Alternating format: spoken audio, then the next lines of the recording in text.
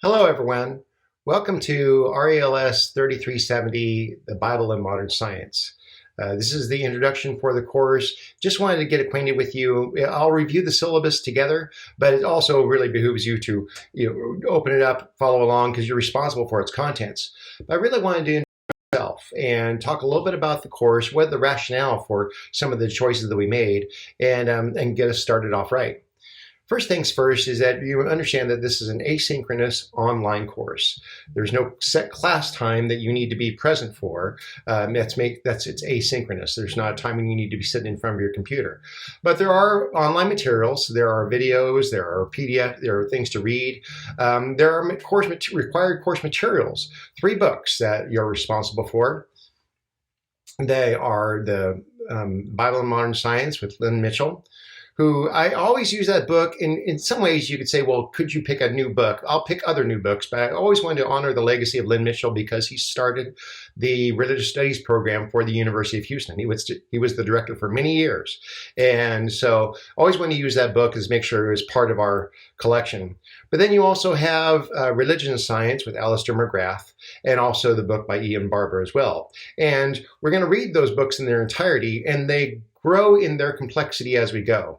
So there's a sense in which we use the Mitchell book. Hopefully everyone has all those books right now. They should be all available through the bookstore. Those selections were made long ago. And if you find that if you either didn't get those from the bookstore right away or whatever reason, remember, Amazon will ship them to you quickly. But you're responsible to have those right out of the gate because we're going to be reading selections from that, and you're going to be responsible for that when you keep up with us in your short essay assignments. Anyway, those are the 3 required texts that you'll purchase for yourself. Now, the Mitchell book is in print, so make sure you get your print copy from that. I don't think there's an electronic copy for that, but the McGrath books and McGrath book and the Barber book, I think those are in electronic form, so the pagination may be slightly different from the print copy that I have, but you'll still have the same sections that you're responsible to read. Anyway, moving on from that.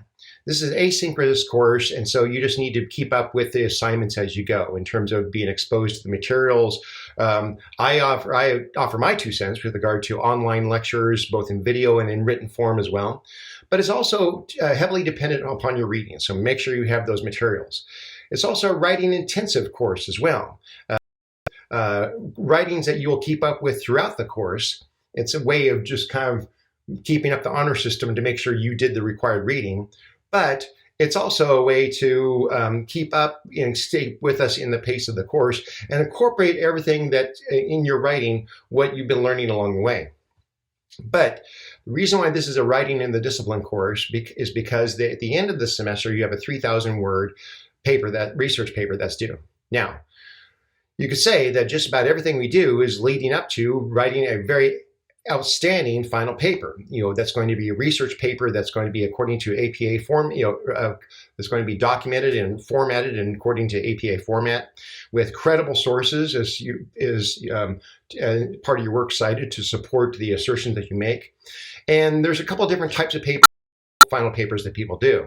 There's the what's called the expose paper, where basically you take a topic and you expose it. You see all the different nuances and as many different ways of exploring it as you can in a paper that's a minimum of 3,000 words.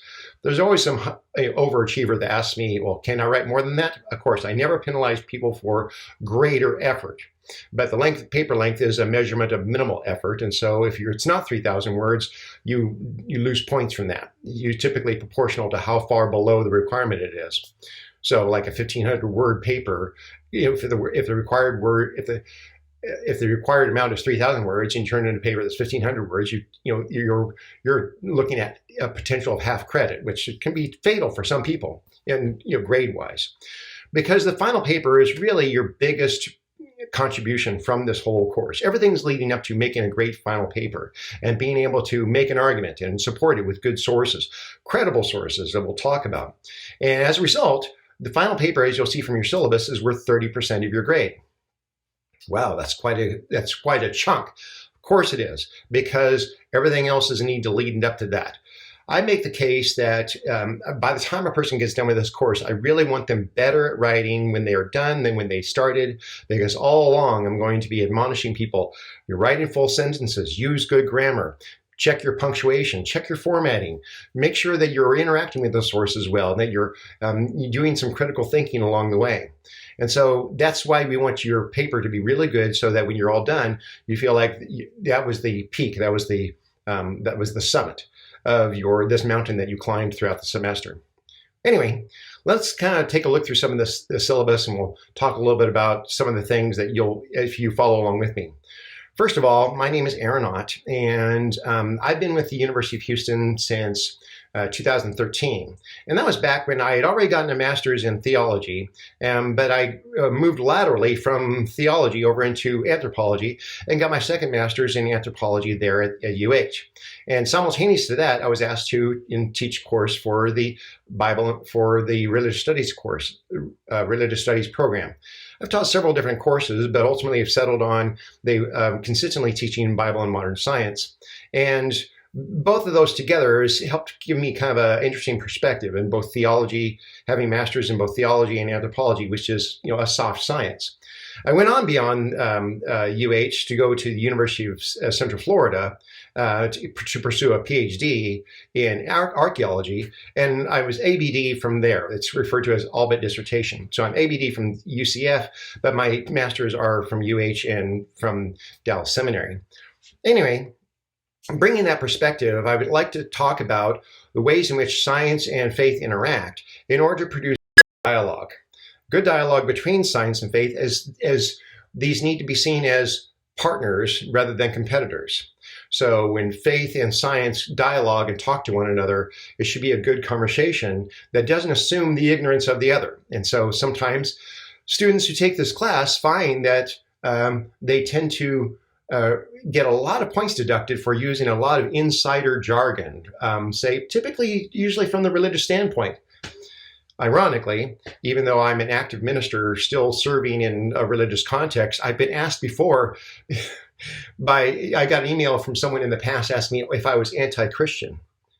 And please, I beg your forgiveness. I couldn't help but appreciate the irony of that, considering my time that I've spent as a minister all these years. Anti-Christian, how come I'm anti-Christian? Well, that was their perception because I deducted so many points and was so penalizing for people who come to this class from, say, a prior religious context, sometimes a Christian context, and their papers are full of religious jargon. And they write papers that are really better suited for a Bible college or Sunday school rather than for a university setting. And the reason why I'm so harsh about that is because I think that actually does not do well to create good dialogue between people. By filling your papers full of religious jargon that you heard, say, in a worship context, and then coming to the university and just assuming everyone knows what you mean when you say those things. And they don't. And that does not advance the conversation, being able, using all that side of inside baseball type of language. So in this class, we want you better equipped to engage the conversation with the broader world on how science and faith can interact. How can they become partners rather than competitors? Anyway, so that's my perspective. And someone will say, boy, you seem rather harsh. I don't want to be harsh. I actually just am very desirous for the excellence needed in order to advance the conversations as you spend time professionally, academically, out amongst people where you will be well equipped to demonstrate why science and faith are actually good partners in the conversation. Producing dialogue. Now, I find, this is my own little conviction, I find that there's a significant difference between dialogue and debate. Whereas dialogue seeks understanding, debate seeks victory. I was always better at one than the other and I found I made a lot more friends, more colleagues, and actually a lot of good understanding and conversations advanced in my circles because I sought dialogue rather than debate. And sometimes people come to a course like this feeling like they're going to be equipped with debate points where then they can refute people. That's not, fine, if you get some of that out of that, fine, but that's not the goal of the course. The goal of the course is to produce better, dialoguers, and I'm hoping that you'll take on that challenge. Anyway, let's look at the syllabus. Some of just my background. I've got my email on the syllabus. It's an online course. I'm a distance instructor. I'm actually not in Houston. I don't actually reside in Houston. So anytime that a person needs to discuss something regarding the course, a couple things. One, sometimes those meetings can be prearranged through using Microsoft Teams, which is available to everyone in a UH. But especially if you need to ask a question specifically regarding grade, even though I have an email that's required you place that on the syllabus, don't use email to discuss your grades because that actually violates FERPA regulations and it's not confidential. Assume it can get hacked. So use the Canvas message platform to ask specific questions about grades for the course. That's confidential, and that will basically keep things all protected for your own record's sake. So as you go through the syllabus, there's the course aims, which you can read on your own. The required texts, there are 3 required texts. Again, that's the Lynn Mitchell book, the Alistair McGrath book, and the Barber book. And we'll read those in succession. So you better have, make sure you definitely have the Mitchell book in print. If you look online, it'll say that what's the format. One will say electronic, and the other say, well, in print. The Mitchell book is in print, so make sure you have your physical copy. But also, you'll need access to a copy of the English Bible. There's just too many versions of that available online for you. You're able to find it. You're all very tech savvy. BibleGateway.com is a great source. Oftentimes will use the Net Bible myself.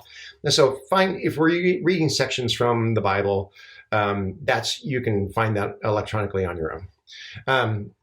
Regard to the course schedule, again, an asynchronous course. Make sure you have good internet access, especially when it comes time to turn something in. Basically, the papers are the final paper that's due at the end of the semester, but there are writing assignments throughout the semester. These are short essays. Typically, these are anywhere between 2 and 3 pages, each double spaced. And to one of the bane of my existence, and this is a little side rant, the bane of my existence in the past previously had been plagiarism. So UH has been using for some time the platform Turnitin as its a way of checking for plagiarism. It scours the internet, checks with your paper and similarities with other papers that are either been previously submitted or other online sources, and produces an originality report, and then shows the grader how similar your paper is to something else.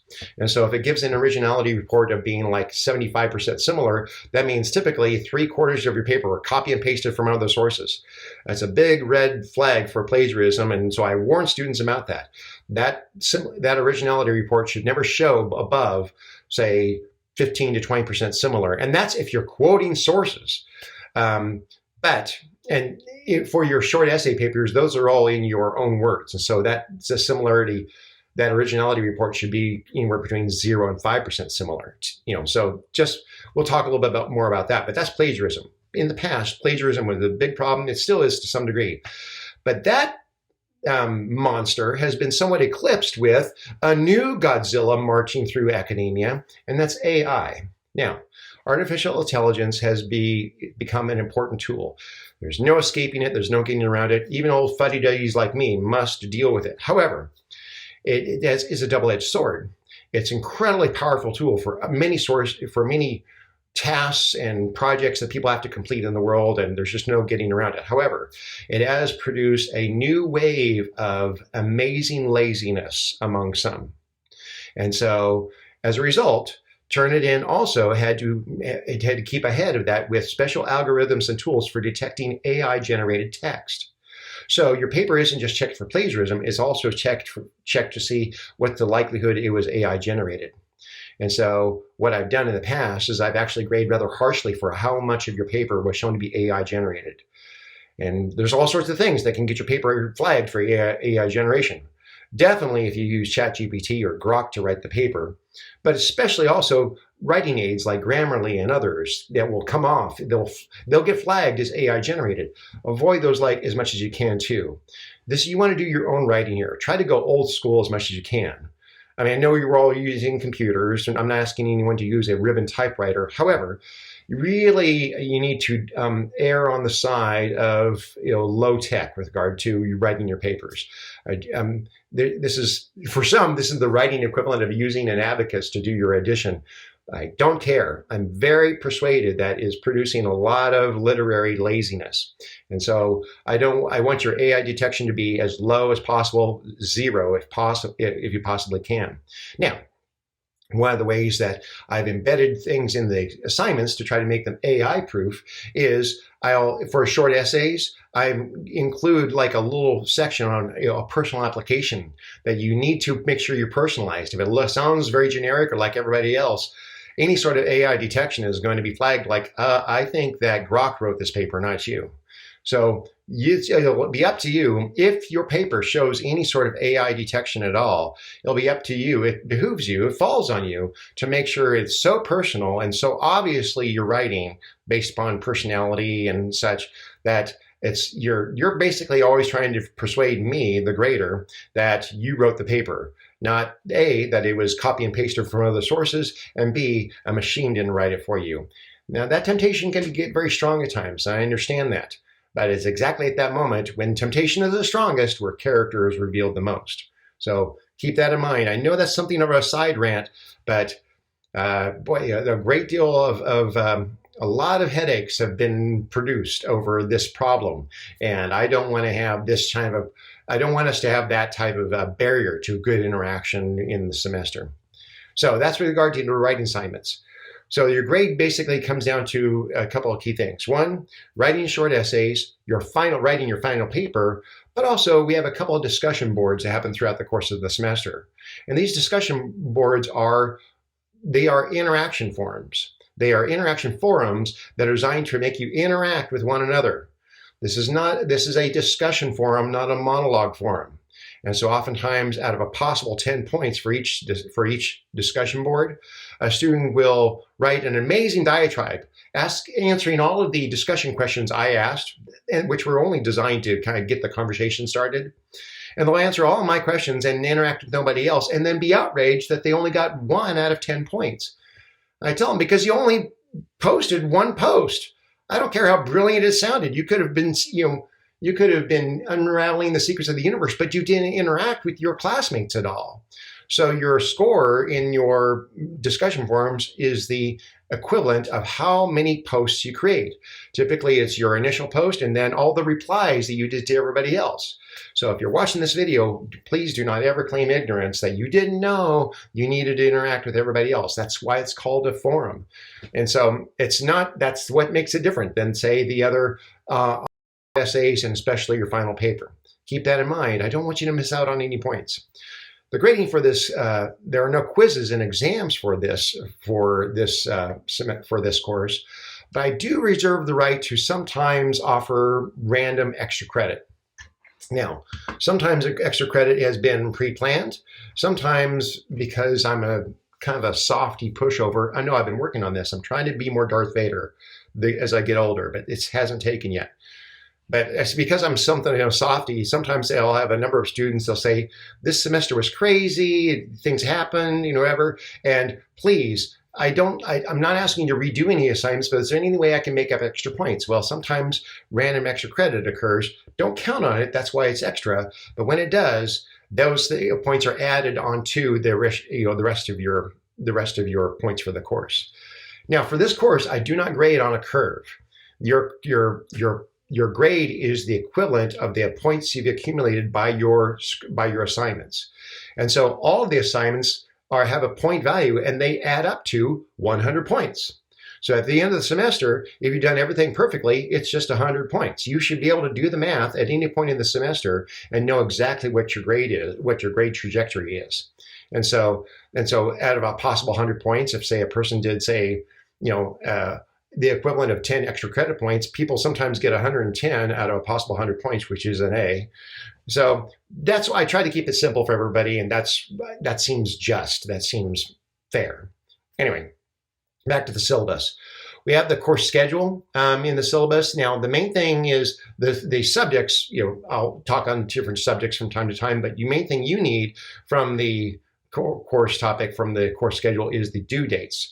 Those due dates are all they are set in stone, and they are hard deadlines. I mean, I don't accept late work. I don't want anyone to accumulate late work and suddenly give me a dump of a bunch of assignments at the end of the semester. Now, once we're done with an assignment, we've moved on. We don't look in the past. We just move on. And so make each of those assignments, and as we move on, and then on to the next thing. So look at the due dates for each of the assignments that are on the far right on the column. There's some specific things here about the grading scale and so forth, and with and some notes at the bottom of the syllabus with regard to plagiarism, AI, integrity, and so forth. But the main thing is, I want to, in just a couple of minutes, I want to talk about what's the argument of the course. The argument of the course is that a large part, and we'll start basically the course this way with this as the major theme. There will be more topics we'll discuss over time, but we start this course with the major theme that much of the perceived conflict between science and the Bible in the past has been largely due to how people interpret ancient texts, how people interpret the language and literature of the Bible. Now, first of all, many people come to this class either from a religious context with a lot of assumptions of what they think the Bible is, and I want to challenge some of those assumptions, so that you can possibly take on more complex categories about what is this body of ancient literature that many people just kind of carry around as a single volume going to some worship center on Sunday. A lot of people carry around a sacred book and have never given 5 minutes thought to what actually its contents are. Rather, they just yank verses out here and there and treat it like a witch's book of spells. Like, no, it's literature. It's got a purpose. It's got a genre. It's got a structure. It's got things which you would approach it with sophisticated categories. And those people need to be brought into the conversation. But there's also another group of people that need to be brought into the conversation that have no idea at all what's the contents of the Bible are. How old is it? What are its contents? Does it have any credibility for speaking the things regard to life and the earth? And why in the world do people put so much credibility, so much emphasis on this? And how in the world did it become a voice in America's geopolitics and in its conversations about how it interacts with science? And why is this a distinctly American problem?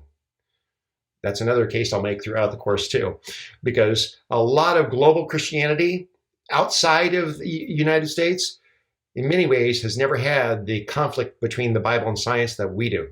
And we have unique challenges in this regard, and we want to talk about that. But I'm predicating the opening of this course on this argument, that the supposed conflict between the Bible and science is not necessary and has never been necessary because it was primarily based upon how some were interpreting this ancient text in such a way that it created the conflict, kept it going, and they profited from it. And so now evaluate that. We want to critique that. We want to talk about how do these things are these things saying the same things? Is science and the sacred literature of the Bible, are these things actually as in conflict, or are they actually as adversarial as people claim? Or might they be simply one is math and the other is beauty? These are the two things that are not contradictory. So let's talk about that. We want to get into those topics. Make sure you have all of your required sources available, especially the Mitchell book, because we're going to start reading that right away. And the first thing we're going to do right out of the gate is we've got a video that we want to get you started on, so to facilitate our first discussion forum. Remember, the discussion forums are discussion, interaction forums. It's not a monologue. It's not just for you to create one post and then walk away. It's you enter into the conversation and then you interact with your fellow students. If we were in a classroom setting, I would want everyone to talk. Well, we're not in a classroom setting, so how much can we facilitate that here? Anyway, if you have more questions, I have more short video lectures. I have more written lectures. This class is heavily dependent on our authors and our reading. But I'll always make sure that I'm here. If you interact with me, you can message on Canvas, and sometimes and I'll answer your questions that way. And sometimes we might even be able to have a meeting one-on-one through Microsoft Teams. Anyway, that's the introduction for the course. the Bible and Modern Science. I believe we're going to have a great time, and hopefully your understanding will be expanded and grown so that by the end of this course, you'll be far more equipped for operating into the world where sacred literature, religion, and science, these things have to be complementary. They have to be partners in the conversation everywhere you go. Whatever pursuit you have, academically, professionally, out in the business world, or even in relationships too, you can be someone who is advancing the dialogue and sometimes even bringing a little bit of civility to people committed to just heated debates. All right, that's all I have for today. I'll talk to you soon.